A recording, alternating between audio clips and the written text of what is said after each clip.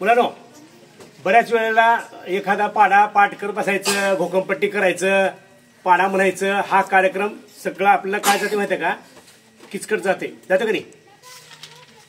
पाडा म्हणायचं आणि पुस्तक घेऊन बसायचं म्हणलं का लय जड जाते. पण एखादं मन लावून जर काम केलं तुम्ही, मागं बोललो का, ऐका थोडंसं, हे लय महत्वाचं आहे. आता मी काय केलं माहिती का, तुमच्यासाठी एक पाडा केला तयार. एक पाडा तयार केलाय. एक पाडा असं तयार केलाय की तुम्हाला हे काय करायचे, बघून लिहायचे. बघून म्हणजे कमाल वाटलं तुम्हाला. आता बघून तर काय आम्ही लगेच लगेच करू शकतो असं वाटते, पण बघून करण्यामध्येच हा तुम्हाला पाडा पाठवून जातो. मी काय केलं सांगू का, हा एक फॉर्म्युला तयार केलाय. जवळजवळ 1000 कागद येतील आणि त्याच्या उलट्या बाजूला भागाकार.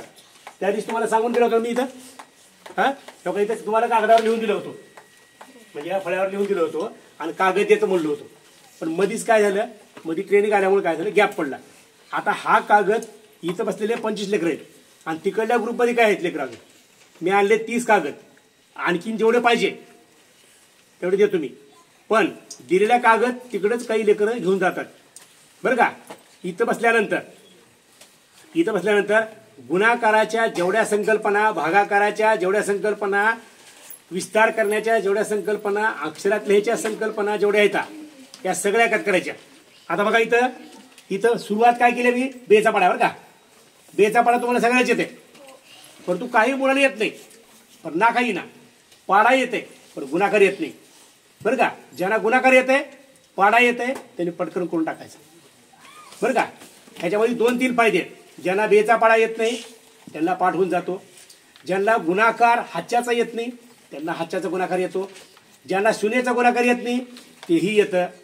ज्यांना 1 अंकी संख्येनं 3 अंकी संख्येला कसं गुणायचं हे येत नाही, हे होऊन जातं. समजलं. आणि आलेल्या उत्तराला तर माझ्याकडे बघा, आलेल्या उत्तराला काय करायचं, त्याचा विस्तार करायचा. समजलं का तुम्हाला आता. आता बघा इथं 1 2 3, पुन्हा 2 3 4, 3 4 5 आणि याच्या खाली इथं संपत आहे बेचा पाडा बघा. म्हणजे 1 2 3 4 5 6 आणि 1 2 3 4 5 6 7 8 9. 1 2 3 4 5 6 6 9 54 वेळेला 2चा गुणाकार आहे. इथं किती वेळा आहे, 54 वेळा आहे. आणि 54 मध्ये बे दोन्ही किती वेळा आलंय, बे कितला आलंय, बे शून्य कितला आलंय, हे तुम्हीच मोजायचे. आणि हा झाला गुणाकार.